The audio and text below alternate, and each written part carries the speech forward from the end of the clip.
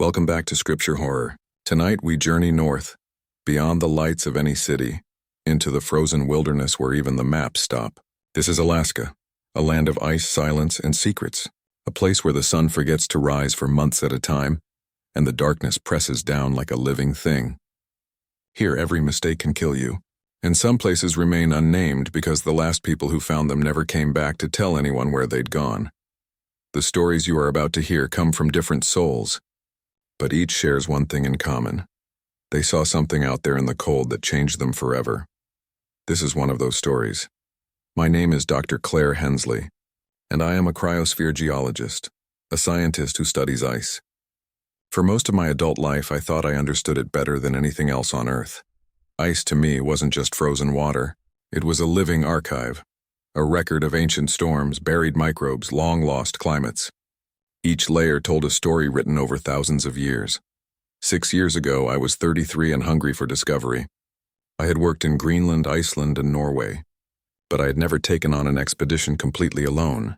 When the Arctic Climate Initiative offered me a solo research placement in the Beaufort Sea, I jumped at the chance. It was dangerous, yes, Mo, but so are most opportunities worth taking. Or at least that's what I believed back then.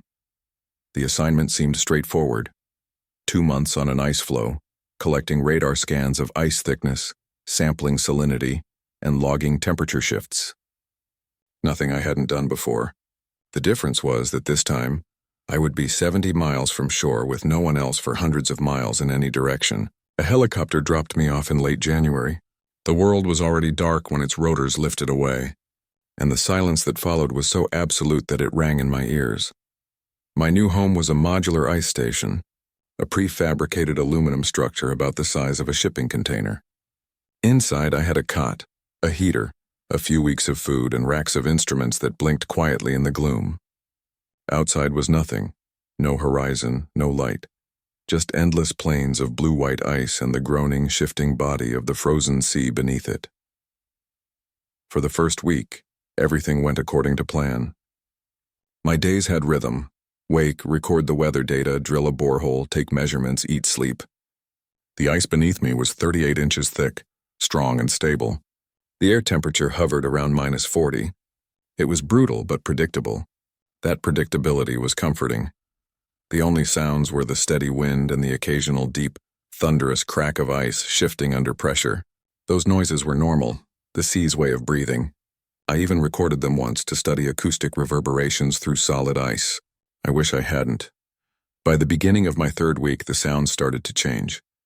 I began noticing a low hum late at night, barely audible, as if coming from under the floor of the station. At first, I dismissed it as the heater cycling, but one night when I switched all the equipment off, the sound continued.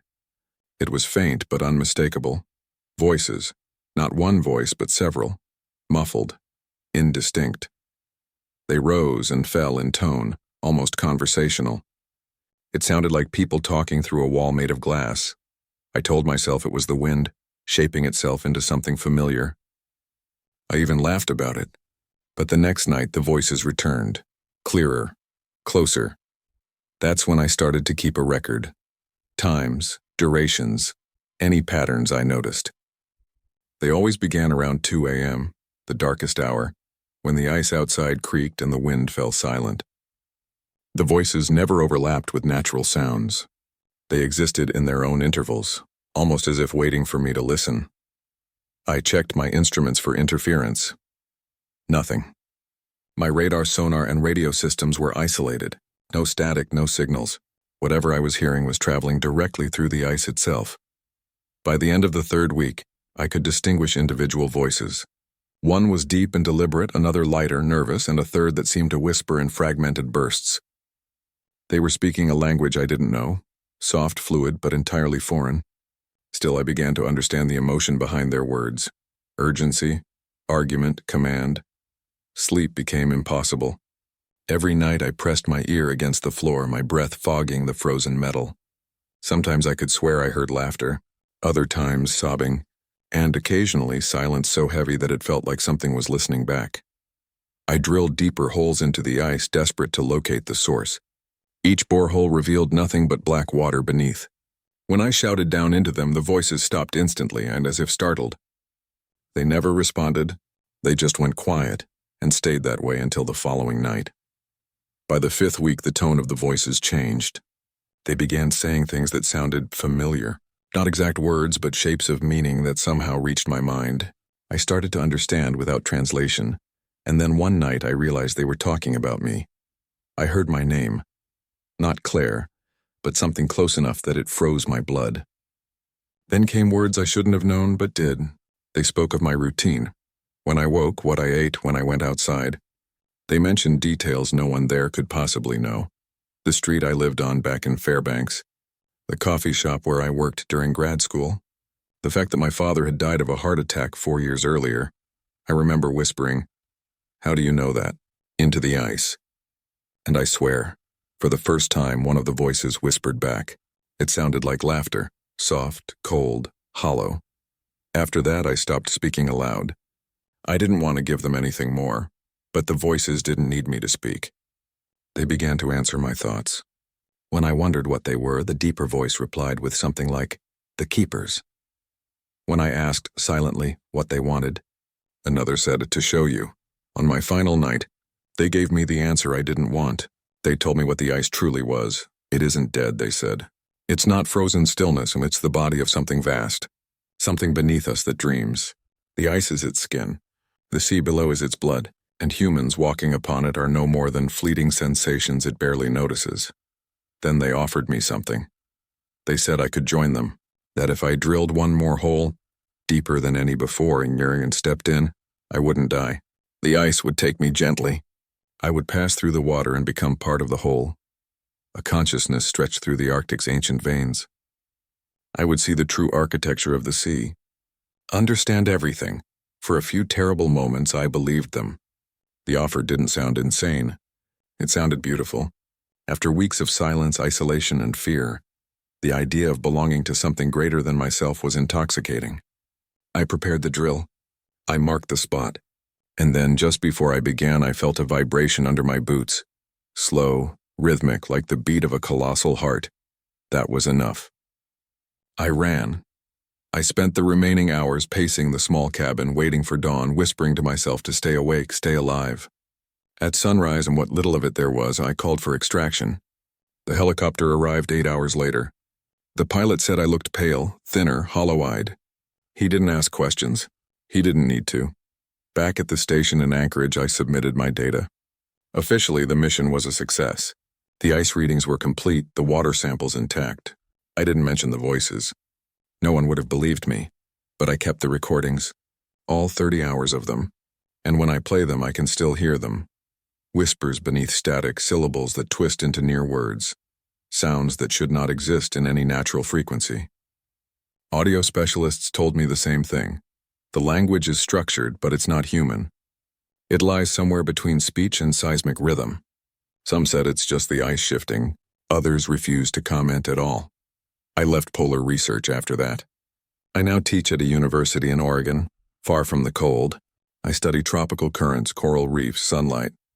But every few nights when the world goes quiet, I still hear the faint hum under the floor of my house, like a whisper returning from the deep. And sometimes, just before I fall asleep, I hear that same low voice, calm, patient, familiar. It doesn't call my name anymore. It just says, "My name's Eli Turner, and I've spent most of my life working the waters off the Kargalik Bay way up near the Bering Strait. Been fishing out here for almost 30 years now. Started when I was barely 15, hauling nets and setting pots on other men's boats, learning the ropes from old captains who'd been crabbing since Alaska was still just a territory. By the time I hit my early 30s, I'd saved enough to buy my own vessel, a 52-foot steel trawler I christened the Morning Star, after my mother's favorite hymn. For over 2 decades, she was my home, my lifeline, and the only constant in a life dictated by the sea. The Morning Star was tough, weathered storms that would have broken lesser boats, plowed through ice sheets like a blade through silk, and always brought me and my crew home, at least until November of 2017, when something in those waters decided to remind us that the ocean doesn't belong to men. That season had been unusually good.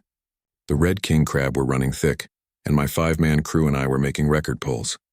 The weather had been nasty for weeks, cold squalls, unpredictable gusts, but nothing we hadn't dealt with before. The marine forecast was warning of a low-pressure system barreling in from the northwest. But you don't quit good fishing just because the sky looks ugly. Not when every pot means another $1,000. We figured we had 10 hours, maybe less, before the storm would reach us. Plenty of time to haul the rest of our pots and head for Nome to ride it out. The morning it started didn't seem unusual. Seas were running maybe 8 to 10 feet, gray and choppy, the kind of restless motion that makes your bones feel heavy. The sky was overcast, visibility around half a mile, and the wind cut through layers of oilskin like razor wire. We had 12 pots left, scattered across a patch of ground I'd been fishing for years. Deep channels, ridges, and drop-offs I knew better than the lines on my own palm. My sonar painted the bottom clear as always. Nothing seemed out of place. The first sign that something wasn't right came when Harlan, my deck boss, shouted that the pot felt way heavier than it should have been. These steel pots weigh nearly a ton when full, but this one was fighting us like an anchor tied to the earth itself. When the pot finally broke the surface, we froze. It was completely wrapped in thick, fibrous strands of something that looked like seaweed, but it was blood red, not green or brown. It shimmered faintly in the dim light like wet muscle. We tried to shake it loose, but it clung to the steel frame like it was part of it. When Miguel, my youngest deckhand, reached out to grab a strand, I stopped him. Something about the way it moved wasn't right. It wasn't swaying with the current. It was reaching, curling toward his glove like it sensed him. We ended up hacking it off with our bait knives. The smell that came up from it was sickly sweet, like rotting flowers and brine. Inside the pot, every crab was dead. Not crushed, not suffocated, just emptied. Their shells were intact but brittle, almost translucent, as if whatever that red growth was had drawn every bit of moisture out of them. The next few pots were the same, covered in that stuff, every crab dead. By the 8th pot, the red growth was thicker than ever, and when we tried to lift it, the winch strained like it was hooked on something massive. The boat tilted under the weight. I told Frank, my engineer, to check the hydraulics, but he came back pale, saying the machinery was fine. It was the sonar that was acting strange. He said the screen was showing shapes beneath us that didn't make sense. I went to check for myself. The seabed that I knew like my own shadow had changed. Instead of the familiar ridges and rocky mounds, the display showed huge pulsing masses moving slowly along the bottom. They were enormous, some the size of buses, clustered together like a living reef. As I stared, one of them detached and started rising toward us. The sonar depth readings dropped fast, 100 feet, 80, 60. It was coming up faster than any whale, any shark, anything I'd ever seen. I yelled for the crew to get ready to cut the line and move. But before I could even touch the throttle, something hit us from below. The Morning Star shuddered, not like from a collision, but as if something massive had pushed up against the hull, slow and deliberate. There was no sound of metal grinding, no sharp impact. It felt soft, alive. The whole deck trembled. The sonar showed the mass pressed directly beneath us, easily 50 feet wide. Then the radio started making sounds, long, low tones, almost like singing. Not voices, but notes that rose and fell in strange harmonies. It filled the cabin, vibrating the air in my chest. Every time I tried to call the Coast Guard, the signal was drowned by that eerie music. We were completely cut off. The shape under us didn't move away. It just shifted from time to time, like something huge adjusting its grip. On the sonar, more shapes appeared, circling us. 8, 10, maybe 12, all moving in slow, synchronized patterns. The tones from the radio grew louder, echoing across different frequencies. It felt like the sea itself was humming. Then that red growth started to rise around us. It came up in thick clumps from below, coiling together until the water around the boat turned crimson black. It didn't float away, it circled us, forming a ring maybe 50 feet across.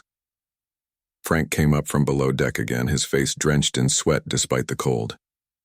He said the engines were fine, the propeller was spinning, but the boat wasn't moving. It was like the water had turned to sludge.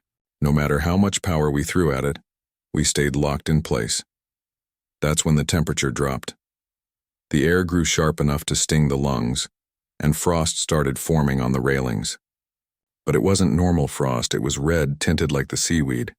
Within minutes, the wheelhouse windows were webbed with it, and the deck groaned under the added weight. The Morning Star began to sink lower. I checked the bilge pumps, they were working overtime, but the water level was still rising. We weren't taking on water through any hole. It was coming up through the hull itself, through seams that had been sealed tight for years.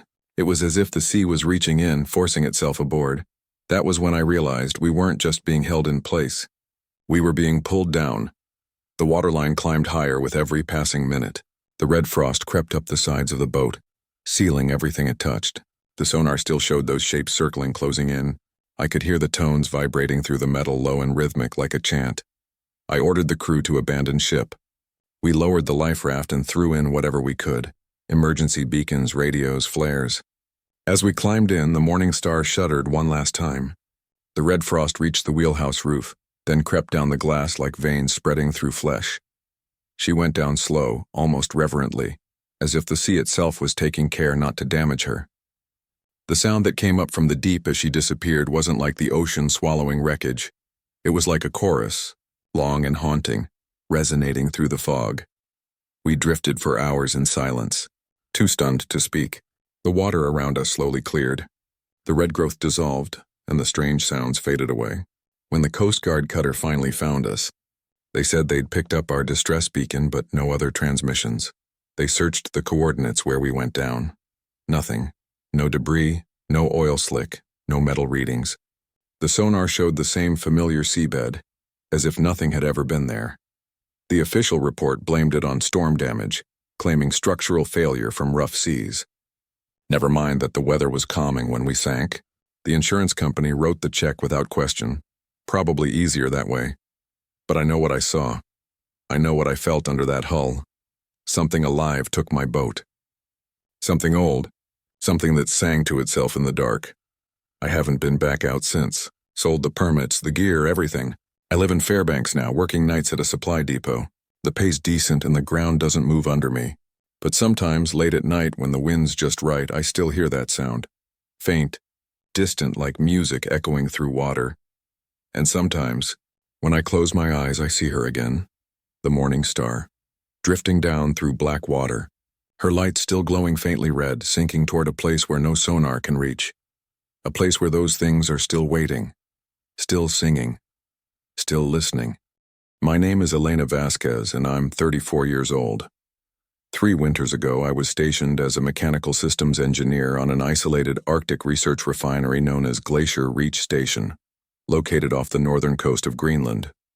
It was my first long-term winter rotation that far north, and I believed I was ready. I'd spent years working offshore refineries in the North Sea and the Gulf of Finland, so I thought I understood the monotony, the confinement, and the strain of life in artificial light. But nothing prepared me for what I experienced during those months buried in the polar dark. Glacier Reach wasn't a drilling rig in the traditional sense. It was a hybrid extraction facility, half research lab, half fuel processing plant, built on reinforced ice foundations 20 miles from the nearest mainland outpost. During winter, the only way in or out was via heavy crawler transports or supply choppers, both of which were grounded for weeks at a time by blizzards or whiteout storms. Our crew was small, about 45 people split evenly between day and night shifts, running continuous operations to keep the facility alive. The day shift handled data collection and logistics. The night shift, my shift, maintained the systems that made survival possible: heating, power, oxygen recycling, and fuel extraction. When I arrived in early December, the sun had already dipped below the horizon for its months-long absence. The world outside was an infinite black plain of wind and frozen mist. Inside, every room was bathed in fluorescent light, humming with electricity. The schedule ran like clockwork, 6 p.m. to 6 a.m., 12 hours of mechanical noise and recycled air. For the first month, everything functioned normally. My crew was experienced, disciplined. There was Harper, our shift supervisor, a tall, quiet man who'd worked Antarctic stations for nearly a decade. Riley, our network technician, oversaw communications with the mainland. Jonas and Mara handled the generators and thermal pumps. Our cook, Aiko, always kept the mess warm and bright, with fresh bread that somehow made the whole place feel human. We fell into rhythm quickly. In the endless dark, rhythm is everything. It's what separates sanity from collapse. But by early January, things began to change. It started subtly. Harper would pause mid-sentence during shift briefings, staring, passed us into some point on the far wall as though listening to something distant. Riley would reply to questions with phrases that made no sense, words that fit grammatically but not logically. And when I caught her eye, her pupils seemed dilated, too dark, too deep. At first, I blamed the isolation. Extended darkness can warp perception and mood. I'd seen people hallucinate on offshore rigs before, convinced they'd heard voices in the static or seen faces in the snow. But this felt different. By mid-January, nearly half the night shift was acting strangely. They moved with eerie coordination, responding to each other's unspoken cues. Sometimes they'd stop working simultaneously, every one of them, and turn toward a corner of the room or an empty doorway, their expressions blank but somehow focused. When I asked what they were doing, they'd blink, shake their heads, and claim they hadn't noticed anything. I tried to laugh it off, to keep my head down, but as the days passed, the strangeness intensified. The affected crew began finishing one another's sentences, perfectly, without hesitation. During maintenance runs, they performed tasks with flawless synchronization. No verbal commands, no mistakes, no wasted movement, and the work itself improved. Systems that had run at 80% efficiency for months were suddenly performing at 100%. Repairs that normally took 2 hours were done in 20 minutes. The research team on day shift praised our numbers, but I couldn't shake the feeling that something unnatural was happening. The real horror began in the sublevels, the restricted tunnels beneath the processing plant, where the heat exchangers and backup generators hummed day and night. During one of my off shifts around 2 a.m., I noticed movement on the security monitors, half a dozen crew members walking toward those lower tunnels. No one was scheduled to be down there. Curious and uneasy, I followed at a distance, taking one of the side corridors that paralleled the main maintenance shaft. When I reached the access platform overlooking Pump Room B, I saw them, 9 people, standing in a perfect circle beneath the emergency lights. No one spoke. No one moved. Their faces were tilted slightly upward, eyes open but blank. For a long time, they simply stood there. Then, slowly, the sound began to fade. The constant hum of turbines and coolant systems dulled to silence, as if the entire facility was holding its breath.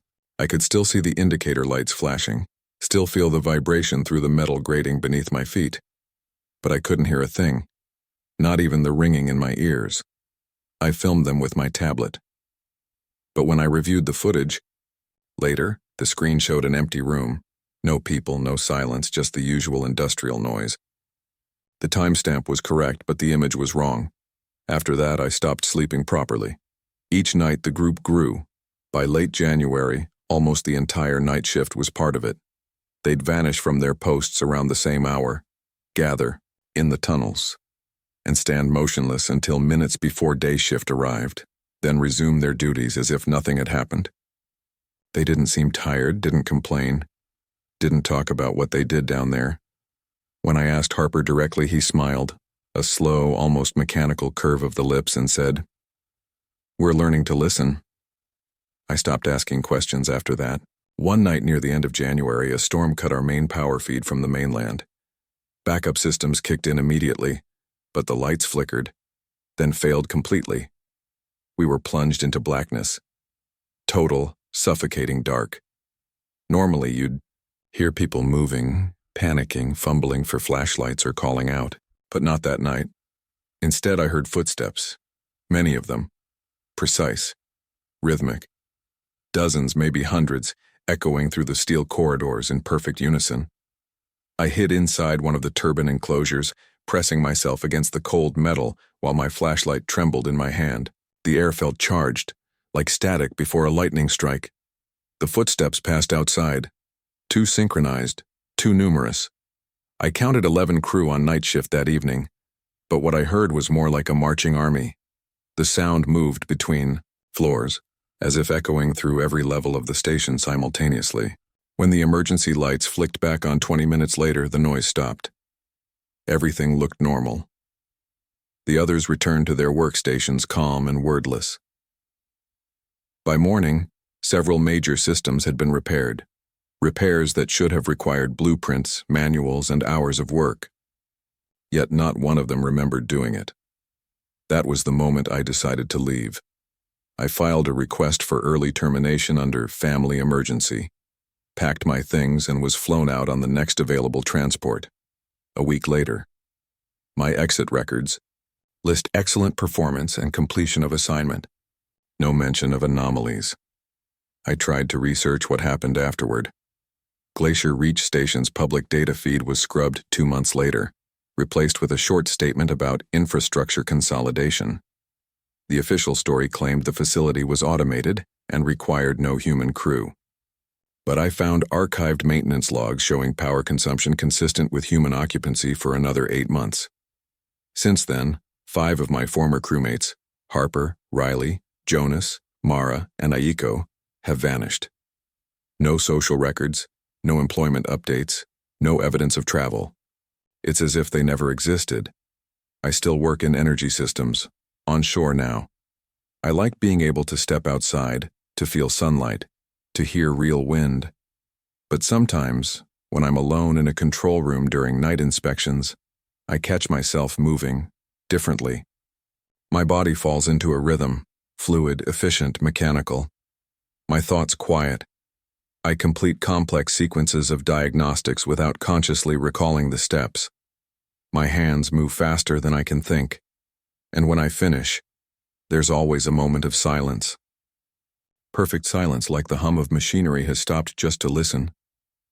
During those moments, I feel something vast, an awareness pressing gently at the edge of my mind, patient and cold and endless. I know it's the same presence they found under the ice. Whatever took them didn't stay buried in Glacier Reach. It learned to follow the light, and it's still recruiting. My name is Elias Noor, and I've been guiding people through the wild frontiers of northern Canada for over 15 years. I'm a Tahltan native, born and raised in a small settlement near the Stikine River, where my grandfather taught me that the wilderness has rules older than man, older even than the mountains themselves. He used to tell me stories about the Anagit, the hunters of the void, beings that lived in the deep forest beyond where human footsteps belonged. As a kid, I thought they were just cautionary tales. But I know better now. It was late August of 2018 when I took a guiding job I'll never forget. A family from Colorado, the Marshalls, hired me for a 6-day backcountry trek through the Cassiar Mountains, far from any marked trails. The father, Greg Marshall, was an ex-Army Ranger turned adventure writer. His wife, Dana, taught wilderness survival courses, and their 2 teenage daughters, Emma and Lily, were seasoned backpackers. They wanted a pure experience, and no campsites, no crowds, just uncharted wilderness. I told them I could make that happen. We started our route near Dees Lake, planning to travel northeast into the foothills below Mount Edziza, a remote volcanic range most tourists never reach. The weather was cool but clear, the sky wide and endless.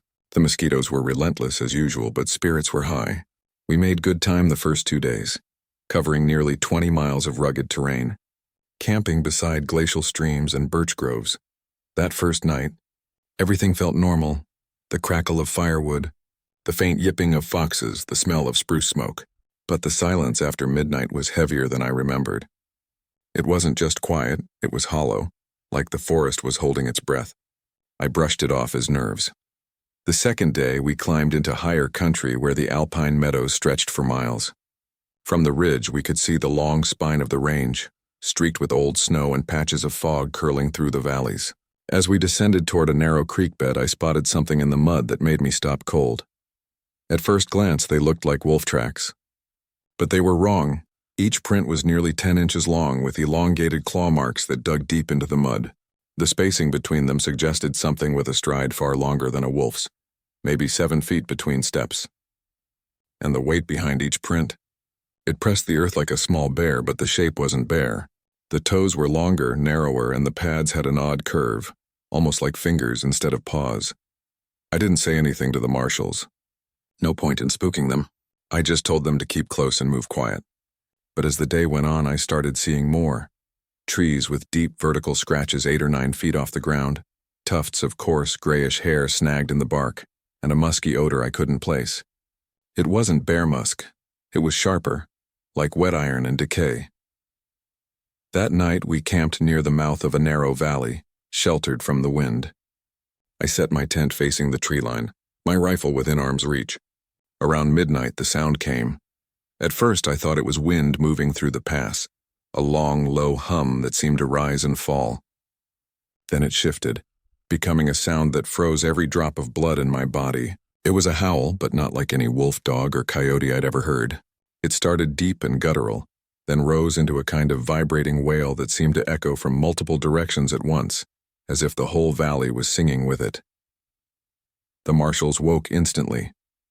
Greg unzipped his tent and whispered, "That's not a wolf, is it?" I lied. Yeah, probably.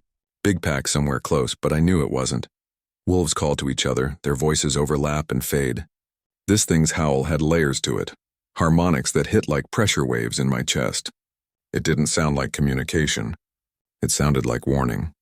The howling circled us through the night. Sometimes it was far, faint and distant. Other times close and too close and just beyond the firelight. Once the girls screamed when they heard branches snapping maybe 30 feet from camp. I swept the beam of my flashlight toward the noise, but the forest beyond the tent swallowed the light whole. By dawn, the sounds had stopped, replaced by an eerie, ringing silence. When I stepped outside my tent, I saw prints in the dew-covered moss all around camp, the same massive, deformed tracks. They circled us several times, stopping near each tent. It had come close enough to touch the canvas. I told the marshals we were cutting the trip short. I blamed the weather, claiming a storm system was moving in from the north, but Greg wasn't buying it. "We're being followed, aren't we?" he said quietly. I just nodded once. We started moving east toward the old mining roads near Tataga Lake, where I could radio for extraction. But no matter how fast we hiked, the thing followed. I kept finding fresh tracks, sometimes ahead of us, sometimes behind, like it was moving in a wide circle around our route. Once, as we were crossing an open meadow, I thought I saw movement on the ridge, something tall and dark sliding between the rocks, too upright for an animal, too fast for a man. The girls were whispering about eyes in the trees. Dana tried to keep them calm, but I could see the fear in her face. It wasn't just the idea of being hunted. It was that primal, instinctive knowledge that we were not at the top of the food chain anymore. Late that afternoon, we stumbled into a valley that looked wrong. Even from a distance, I could smell it, the stench of rot and copper. As we got closer, I saw what caused it. The valley floor was littered with moose carcasses, at least 30 of them, scattered across maybe 2 acres. But they hadn't been killed the way wolves or bears kill. They'd been butchered. Limbs torn off and stacked in piles, torsos split open with eerie precision. Some were gutted completely, their organs missing. The rest were arranged in strange patterns, circular, almost geometric. I remember Emma covering her face and gagging. Dana pulled her away, whispering prayers. Greg stood beside me, speechless, staring at the carnage. And yet, the most unnatural thing about it was the silence. Not a single crow, raven, or fox anywhere nearby. Not even flies. It was as though life itself refused to go near what had happened here. I forced us to leave fast, cutting northeast toward the nearest clearing where a helicopter could land. The girls were crying. Greg clutched his hunting knife like it was a cross. Every few minutes we heard movement in the trees, soft, deliberate steps pacing alongside us, never breaking cover. That night we didn't light a fire. We huddled together in the dark, whispering and waiting for dawn. Sometime after midnight we heard the howling again, this time closer than ever, echoing from both sides of the valley. And then, for the first time, I saw it. Just beyond the faint light of my headlamp, something huge was crouched among the trees, a silhouette at least 8 feet tall, hunched and long-limbed.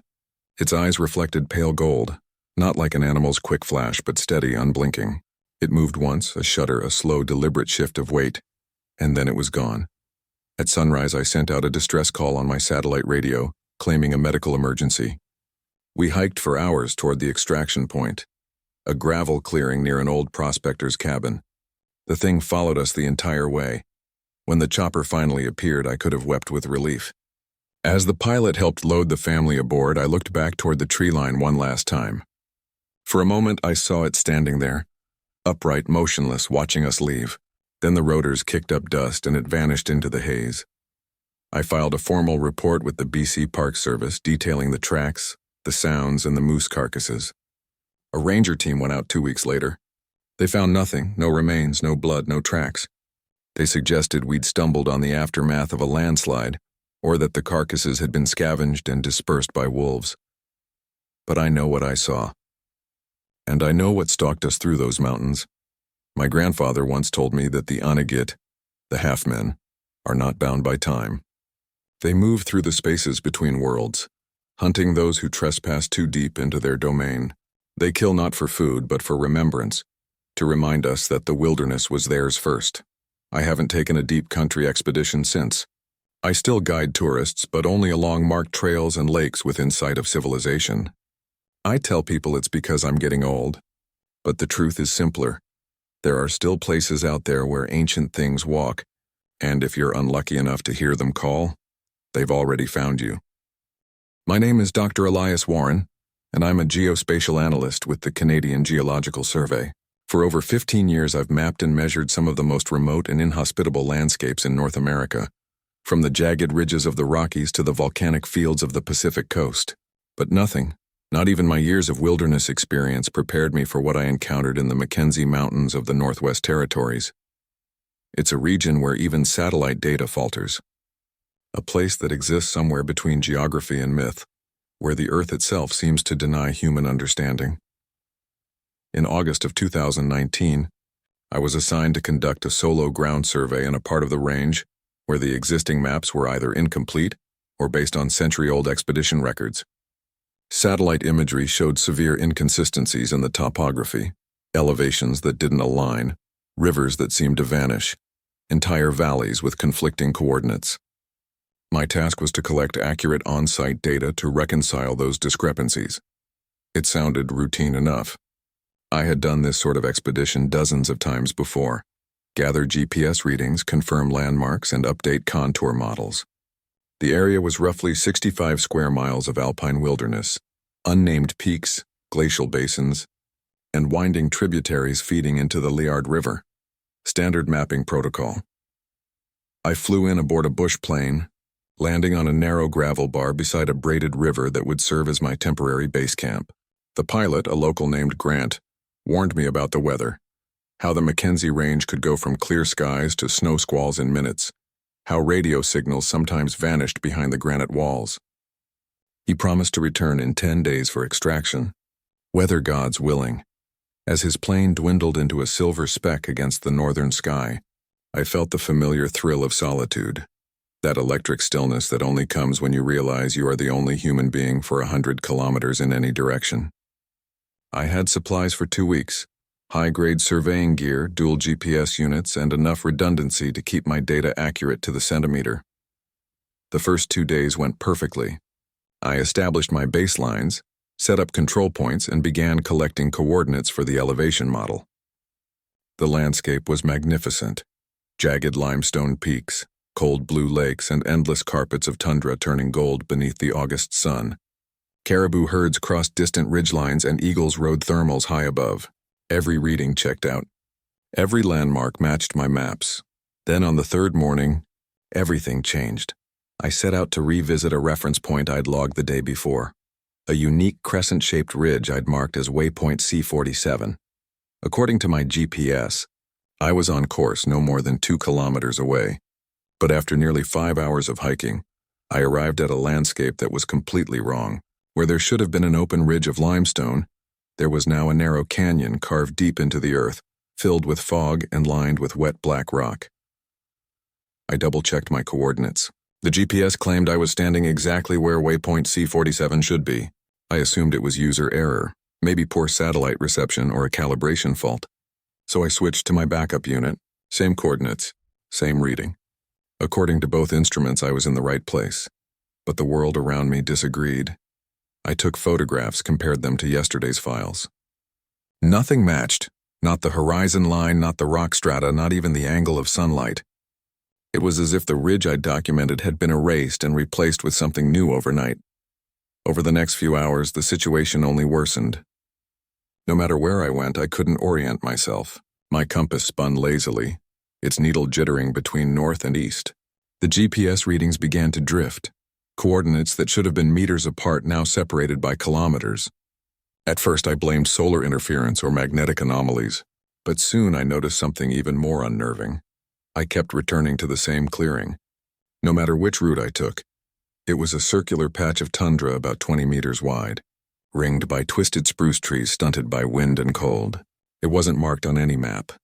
Each time I tried to leave, heading east, west, or north, I would walk for hours only to emerge back into that same clearing again. By day 5, I was completely disoriented. The terrain around me seemed to move when I wasn't watching. I'd note a boulder, a peculiar cluster of stones, or the silhouette of a distant peak, and hours later those landmarks would be in a different position relative to me. Sometimes they vanished entirely. At night I barely slept. My dreams were filled with mazes of shifting ridges, spirals of valleys that folded back upon themselves. I would wake certain that my tent had been moved.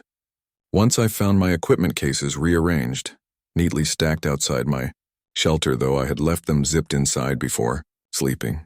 The GPS devices began producing impossible readings, placing me hundreds of miles away, or sometimes in coordinates that didn't exist anywhere on Earth.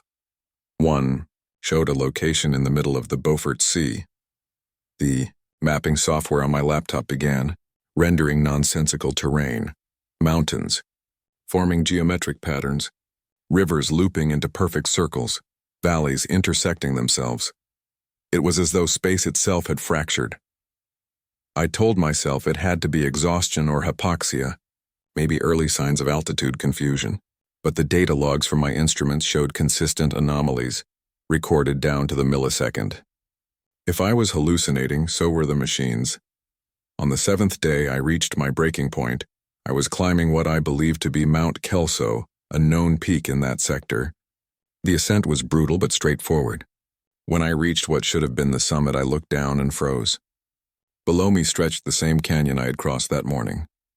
By all logic, I was looking down into a valley I had already walked through, a valley that, according to elevation data, was 300 meters higher than where I was standing. My altimeter read 5,280 feet, yet the valley floor below registered 5,600. I was standing beneath a lower elevation, and when I began descending toward it, the incline reversed. I was walking uphill while moving downward. The world had become a folded map, distances, heights, and directions interlaced in ways that geometry couldn't describe. I realized then that I was trapped in some kind of spatial distortion, an area where the laws of geography had unraveled. Panic gave way to a grim sort of curiosity. If this was a phenomenon, I could at least try to understand its boundaries. I began testing patterns, marking paths with colored tape, taking compass readings every 50 meters, timing the fluctuations in GPS accuracy. The results were maddening but consistent.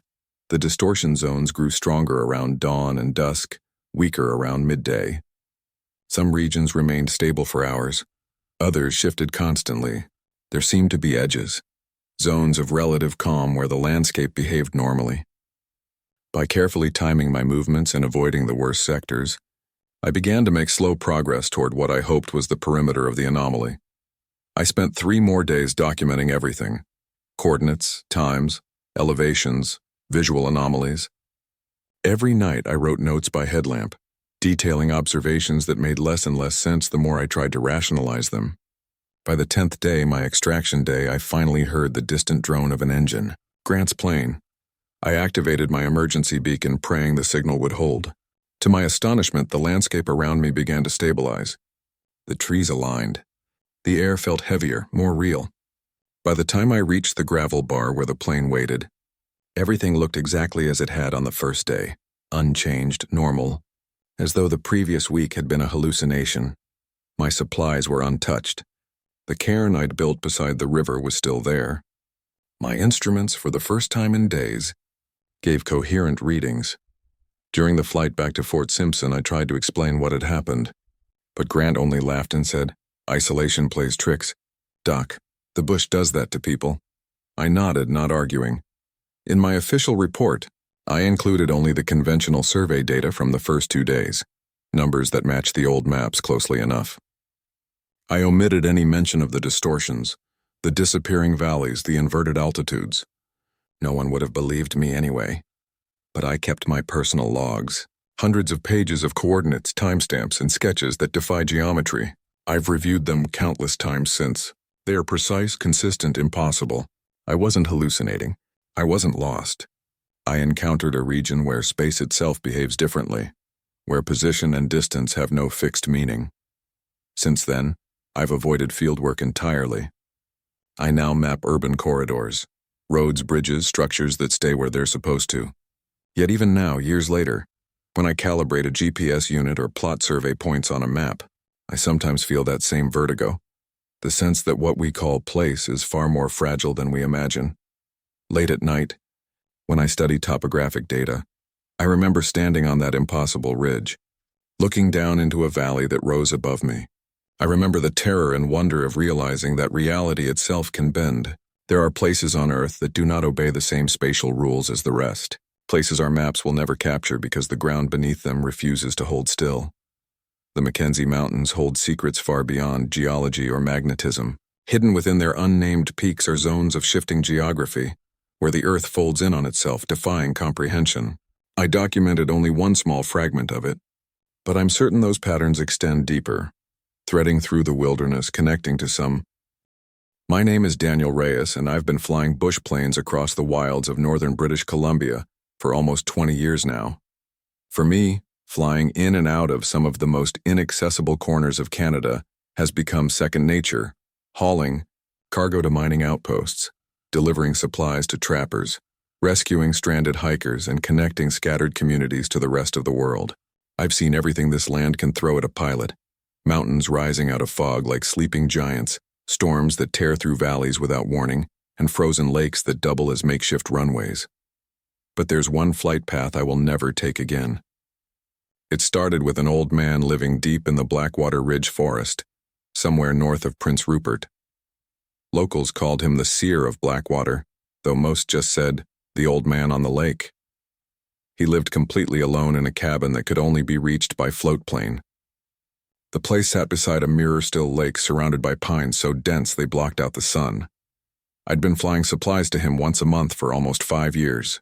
Food, tools, kerosene, medical kits, books, and whatever else he needed to stay alive in solitude. Our routine was simple. I'd land, tie up at the dock, unload his crates, collect cash, and leave.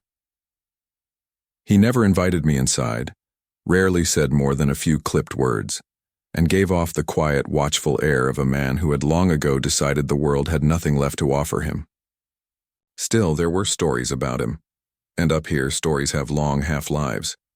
Hunters said strange lights sometimes moved among the trees near his cabin, white or green, darting like fireflies but with purpose. Other pilots whispered about distorted compass readings and sudden radio interference when flying near his lake. And then there were the stories from those who claimed he'd spoken to them, always briefly, always cryptically, but somehow knew private things he couldn't possibly know. A fisherman said the old man warned him not to take his boat out. The next day. That night, a sudden gale capsized 2 vessels on the inlet. I used to laugh those tales off. In the north, you meet plenty of hermits and outcasts. People retreat into the wilderness for all sorts of reasons, to escape debts, grief, or the noise of civilization. The seer was just another example, I thought. A man whose silence had inspired superstition. That belief lasted until my 6th year of supply flights, when something happened that broke my skepticism clean in half. It was a clear October afternoon, the kind of day when the lake looked like glass. The air smelled of pine resin and cold metal. I throttled down and coasted to the dock, expecting the usual quick exchange. But when the old man appeared, he didn't speak right away. He just looked at me for a long, unnerving moment. Then he said, quietly but firmly, "You're worried about your mother." I froze. He was right. She'd been diagnosed with heart failure 2 weeks earlier back in Vancouver. I hadn't told anyone in this region, not the other pilots, not even my dispatcher. There was simply no way he could have known. When I asked how, he didn't answer. He just bent down and began unloading boxes from the plane, his motions deliberate, almost ritualistic. But as he worked, he kept talking, softly, as if to himself. He told me that next month I'd be stranded at Fort Graham airstrip for 4, days describing the precise mechanical failure that would cause my engine to fail during descent. He warned me about a family I'd never met who would call me the following spring, desperate to fly their injured son from a remote hunting lodge after an accident. And he spoke of changes coming to the north, massive development projects, wildfires, floods that would scar the land and drive animals from their ancient migration paths. Every word seemed absurd at the time. I flew home uneasy but convinced it was coincidence or madness. Then, one by one, everything he said began to happen. In mid-November, a cracked fuel line grounded me exactly where he said it would. I spent 4 days stranded at Fort Graham, sleeping in my plane while snow buried the runway. That spring, I got a call from a family near Takla Lake. Their teenage son had fallen into a ravine while hunting. I airlifted him to the hospital in Prince George. The scene, the time, even the wound, all matched the seer's description perfectly. And a month later, the province announced new extraction projects threatening the untouched valleys north of Blackwater Ridge, the very ones the old man had warned me about. After that, I began listening more carefully during our brief meetings. The seer knew things no one living in that isolation should know. Upcoming storms, engine malfunctions, even local deaths that hadn't yet happened. When I finally gathered the courage to ask him how, he looked toward the dark tree line and said something I've never forgotten. This land doesn't keep time the way you do. Out here, the past and the future run beside each other like twin rivers. Sometimes they flood, and a man who listens carefully can hear what hasn't happened yet. He told me he hadn't always lived in solitude. In the 1970s, he'd been a geologist on a government mapping expedition in the Coast Mountains. During a solo survey, he'd ventured deep into a ravine the locals avoided, a place the Tahltan people called the valley that sees itself. He wouldn't describe exactly what he found there, only that the experience fractured his sense of time. It was like standing inside a clock that had shattered, he said, and afterward I couldn't stop hearing the ticking. He claimed that since then, he'd been able to see connections, threads between people, places, and events stretched across years. The burden, he said, was unbearable, among others. Every conversation was noise, every face a flood of futures. So he retreated to the wilderness, where time ran slow enough for him to breathe. I wanted to think he was delusional, but his knowledge kept proving real. He warned me about routes where air turbulence would appear without cause, about valleys where radio signals seemed to loop back on themselves, and about stretches of sky that made navigation instruments spin like compass needles in a magnet storm. Once, he said, "There are places where maps lie. Avoid them." I never forgot those words. As winter drew near, his tone changed. He grew nervous, distracted, glancing often toward the forest. He said the lake would freeze early that year, sealing him in longer than usual. Then he told me something that made the hair on my arms rise. The moon's wrong lately. It pulls at the air. During certain nights, don't come. The sky itself will twist. He asked me to bring extra fuel and food before the freeze. When I arrived for that final delivery in late November, snow already dusted the pines. He met me at the dock carrying a small sealed envelope. "Don't open this until next summer," he said. "If I'm gone, follow the instructions inside." There was something in his eyes then, resignation, maybe even relief. I asked if he was sick, but he only smiled faintly and said, "I've carried the weight long enough." That was the last time I saw him alive. When I returned in June, the cabin was empty. No footprints, no signs of struggle, just silence. His woodpile was gone, his tools missing. It was as if he'd simply walked into the forest and dissolved. The local authorities launched a small search. They found nothing. No remains, no campfire, no trace. The official report listed him as presumed deceased due to exposure, but I had that envelope. When I finally opened it, inside were typed pages, meticulously, detailed predictions of events stretching a decade into the future. Landslides, political changes, the closure of air routes, even the timing of economic recessions. At the bottom of the final page, he'd written a single line in careful block letters. "Some truths are too heavy for one lifetime." I still have that letter, locked away in a safety box in Prince George. Every few years, I take it out, read, it and cross off the predictions that have already come true. Too many of them have. The rest, I'd rather not think about. I don't fly near Blackwater Ridge anymore. Even when weather forces a detour, I give that region a wide berth. And yet, whenever I pass over the endless forests of the north, I find myself glancing down, scanning the lakes and valleys, half expecting to see smoke from a chimney or a glint of metal on a dock that shouldn't exist. Sometimes I wonder if he's still out there, deeper in the wilderness, still listening to whatever strange current of time had taken hold of him. Or maybe he finally found peace, something the rest of us, bound by the straight line of our lives, will never quite understand. People come north for different reasons, some to escape, some to find themselves. But the seer of Blackwater wasn't running from the world. He was standing between it and something older, something that speaks in whispers of wind and water and memory. He saved my life more than once with his impossible warnings. Yet he paid for that gift with an isolation so complete that it erased him from the world. And sometimes, when I look down through the cockpit glass at the vast green expanse below, I swear I can feel the land itself breathing, like it's aware of me passing overhead carrying secrets that should never have been spoken aloud.